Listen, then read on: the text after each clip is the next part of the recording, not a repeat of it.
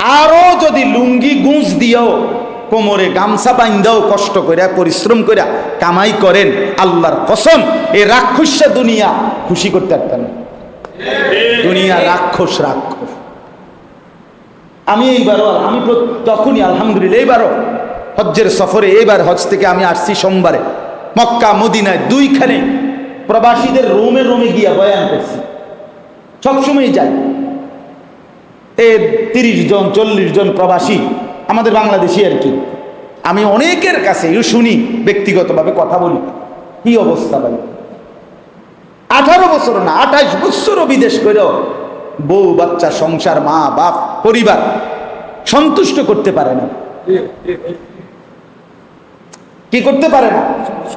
হুদা হয় না, সন্তুষ্ট হয়, হাইকে যায়। আমি আজকেও বলছি, আমি এক বেটার 4 কোটি টাকা দিয়ে 2 তলা বিল্ডিং করছে, 4 কোটি খরচ করে এই বাংলাদেশে। আমি ওই বিল্ডিং এ গেছি, ওনার দাওয়াত, অত্যাধুনিক বাড়ি, আলিশান বাড়ি। ওনার ডেঙ্গু জ্বর হয়েছিল, ফু দিতাম, গেছিলাম ওনার বেড়ায়, আমার আবদার করে নিছিল, দোয়া করতাম। 4 কোটি টাকা খরচ করে বাড়িটা করছে। গিয়ে দেখি বাথরুমে, আমি গেছি এটার ভিতরে, বাথরুমে গিয়ে দেখি সিটকারির যে দরজার কড়াটা, সিটকারিটা এটা যে বল্টুটার মধ্যে লাগায়, বুঝেন নাই? সিটকারি বুঝছেন তো? সিটকারিটা যেটা ছোট্ট যেটার মধ্যে লাগায় আর কি, সিটকারিটা বল্টুটা, এইটা নাই। এখন আমি বাথরুমের দরজাটা কেমনে লাগাইতাম? কন্যাকা পরে বালতি ছিল, এটার ভিতরে একটা বালতির মধ্যে অর্ধেক পানি নিয়া এটারে দরজার মধ্যে ঠেলা দিয়ে তুই বইছি। পরে বাইরে ইয়া কইলাম, ভাই 4 কোটি টাকার বাড়ি তো বল্টু নাই, এর নাম দুনিয়া। মানে দুনিয়া থেকেই যায়। দুনিয়া কি হয়ে যায়? দুনিয়া পূরণ হয় না বাপ, দুনিয়া রাক্ষস। এই পরিবারে, এই সন্তান পরিবার বসত সব রাক্ষস, এরা জীবনেও তৃপ্ত। আপনি মরার পরেও আপনার পরিবার উপার্জন বন্ধ করে দিবে? কথা বলেন না কেন? কামাই রোজগারি করা ওরা ছেড়ে দিবে না। তাইলে প্রয়োজন তো থেকেই গেল। আপনি কি শেষ করলেন তাইলে? যদি এমন হইতো আমি গুছাইয়া দিয়ে গেছি, কমপক্ষে আমার জিফু তার পরবর্তী 200 বছর আর কি করতে হবে না, তাইলে না মনটারে বুঝাইতাম। কই, একদিনও তো উপার্জন থামে না। আল্লাহ আমাদেরকে বুঝ দান করেন। এই জন্য শুধু শুধু শুধু শুধু এই দুনিয়া সংসার, এই ঘর দুয়ার খাট পালং সোফা ফার্নিচার, এইটা গুছাইবার জন্য আখেরাত বরবাদ করেন না। আমি অনুরোধ করলাম, হাত জোর করে বলুন, সুদে টাকা নিয়েন না, কিস্তিতে টাকা নিয়েন না। আপনি পারতেন না, কিস্তি না, কিস্তির আব্বা লইল আপনার অভাব যাইত। আমি জিজ্ঞাসা করছি বহুত, আমি এমনি ব্যক্তিগতভাবে মাঠ পর্যায়ে মানে মানুষের কথা শুনি, শুধু ওয়াজ করি না, আমার এটা একটা অভ্যাস। অর্থাৎ শুধু ওয়াজ, আমি এমনি ব্যক্তিগত কথাও শুনি, জিগাই আর কি, কি অবস্থা। একেবারে রাতের 1:30 বাজে চা দোকানদার রাস্তার পাশে গাড়ির থেকে নাইমা চা খাইতে খাইতে জিগাইছি, ভাই সারাদিনে বেচা হচ্ছে স্টেশনে, বাস স্টেশনের পাশে কত থাকে? হুজুর প্রতিদিন মাসে 60-70-75 হাজার টাকা থাকে প্রতিদিনের বেচা কিনা। তাই বলছি, ভাই কিস্তি কয়টা? হুজুর রেডি কইয়া শরম দিয়েন না। আমি বললাম, না আমি শরম দিব কি, এত রাত কে কারে শরম দেয়? আমি আর আমি কোন কিস্তি আছে 60টা। তাহলে 70,000 টাকা ইনকামের পরে যদি কারো কিস্তি থাকে 4টা, যে মসজিদের ইমাম সাহেবের 6,000 টাকা বেতন, ওনার কিস্তি থাকার কথা কয়টা? কিরে বাপ, অথচ সেই মানুষটা তো মাসের পর মাস আল্লাহর দয়ায় চলতেছে কিনা বলে? এই জন্য দয়া করে কেন করছিলেন? সংসারের প্রয়োজন মিটানোর জন্য পারতেন না তো? আমার কথাটা আপনি বুঝছেন কিনা বলেন? মানে আমি বুঝাইতে চাইতেছি যে আপনি যদি এমন হইতো আর 2 লাখ টাকা নিলে আমার সংসারের চাহিদা কি হয়ে গেল, এটা হবে নি আগে, এটা তো তাইলে এই রাক্ষস আপনি খুশি করবেন কেন? এই রাক্ষসকে তো আপনি তৃপ্ত করতে পারতেন না। কাজে কেন আখেরাত বরবাদ করলেন? কেন নিজের কবর নষ্ট করলেন? কেন নামাজ পড়তে সময় পাইলেন না? কেন হালাল খাইলেন না? এই কথাটা আমি বুঝাইতে চাই। দয়া করে মেহেরবানি করে প্রত্যেকেই ফিকির করেন। রাসূলুল্লাহ সাল্লাল্লাহু আলাইহি সাল্লামের আখিরি ওসিয়ত নামাজ। নবীজির আখিরি ওসিয়ত কি বলেন না? হযরত ওমর রাদিয়াল্লাহু তাআলা আনহু, ওমর 10.5 বছর তিনি মুসলমানদের খলিফা ছিলেন। কয় বছর? এই 10.5 বছর পরে উনি এই 10.5 বছর মসজিদে নববীতে উনি ইমামতি করতেন। 10.5 বছর পরে একদিন ফজরের নামাজের সময় একজন কাফের ছদ্মবেশে ফজরের ওয়াক্তে অন্ধকারের টাইমে চাদর দিয়া শরীর ঢাইকা গোপনে ফজরের নামাজে প্রথম কাতারে আইসা দাঁড়াইয়া ওমর রাদিয়াল্লাহু তাআলা আনহুর কোমরে একটা ধারালো ছুরি দিয়া 7 থেকে 8টা ঘাই দিছে। ফজরের প্রথম রাকাতে আলহামদুলিল্লাহ সূরা পড়ে আরেকটা সূরা শুরু করছে। এই অবস্থা খোদার কসম আমরা কিতাবে পড়ছি, হযরত ওমর রাদিয়াল্লাহু তাআলা আনহুর এদিক দিয়া ছিদ্র করে ফেলছে, রক্তে মেহরাব ভাইসা গেছে। এই অবস্থায়ও হযরত ওমর পিছন থেকে হযরত আব্দুর রহমান ইবনে আউফ, নবীজির সাহাবী আব্দুর রহমান, এই উনারে টান দিয়া ইমামের জায়গা এই না নিজের সইরা আগে বলছে, আব্দুর রহমান আগে ফজরের নামাজ শেষ করো, এরপর আমারে ধৈর্য। কাঁটা মুরগির মতো উনি তরফাইছে, সাহাবায়ে কেরাম আগে ফজরের নামাজ পড়ছে, এরপরে ওনারা ধরছে। আগে নামাজ, আগে কি? হযরত ওমর রাদিয়াল্লাহু তাআলা আনহু এই আঘাতেই শাহাদাত বরণ করছে। শাহাদাত ইন্তেকালের পূর্বে ওনার ছেলে আব্দুল্লাহ ইবনে ওমর, ওমরের ছেলে, উনি তারে ডাক দিছে। ওমর, ওমরের মতো সাহাবী, ডাক দিয়া বলছে, ইয়া বুনাইয়া, হে আমার প্রিয় ছেলে, আমার এই খাটিয়া চৌকিটার থেকে দা খাদ্দি আলাল আরদ, আমার এই চৌকিটার থেকে নামাইয়া মাটির মধ্যে রাখো, আবার আমার এই গালটা মাটির মধ্যে ঘষো, যেন আল্লাহ তাআলা আমার এই অবস্থা দেখা আমার একটু মেহেরবানি করে যেন মাফ করে। আসা রব্বি আইয়া রহমানি, হতে পারে মাটিতে এই গড়াগড়ি দেখে আমার আল্লাহ আমারে মাফ করে দিন। ওমরের মতো মানুষ বলছে। হ্যাঁ, এজন্য কেন নামাজ পড়বেন না? কেন? রাসূলুল্লাহ সাল্লাল্লাহু আলাইহি সাল্লামের একজন সাহাবী হযরতে খুবাইব ইবনে আদি, ওনাকে মক্কার কুরাইশরা যুদ্ধে বন্দী করছে।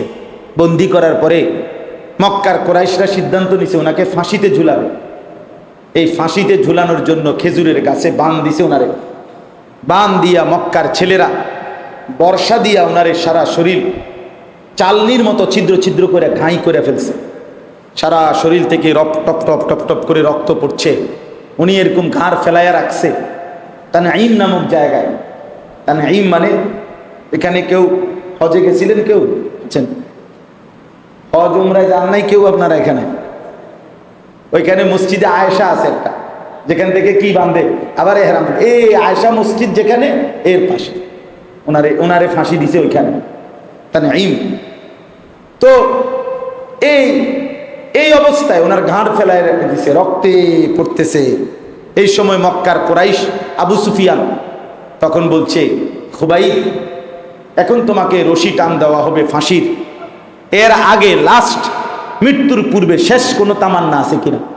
ফাঁসির আসামিকে শেষ ইচ্ছা পূরণের কি দেওয়া হয়? সুযোগ দেওয়া। ওনাকে বলছে, তোমার শেষ ইচ্ছা কি?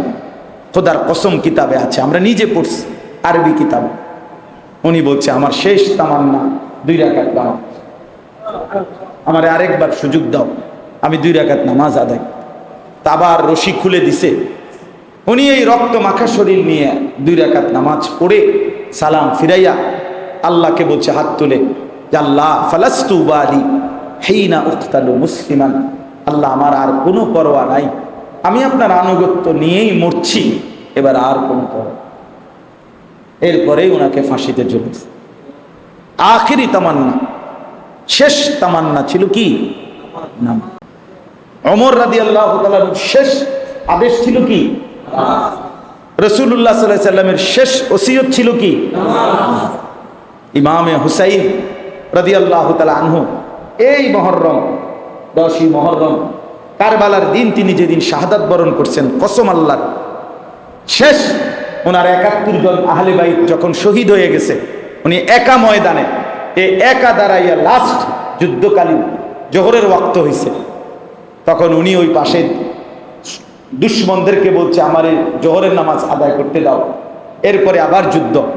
তো সীমার জিল জৌশান, সীমার যারে আপনারা শুনছেন নাম, সে বলছে ওই পাশ থেকে, হুসাইন তোমার এই জোহরের নামাজ পড়তে দেয়া হবে না, তার আগেই তোমার গর্দান তোমার দেহ থেকে আলাদা করে ফেলা হবে। কসম আল্লাহ। ইমাম হুসাইন সাথে সাথে বলছে, সীমার তোর যা মন চায় তুই তাই কর, আমি নিয়ত বাঁধলাম। আল্লাহু আকবার।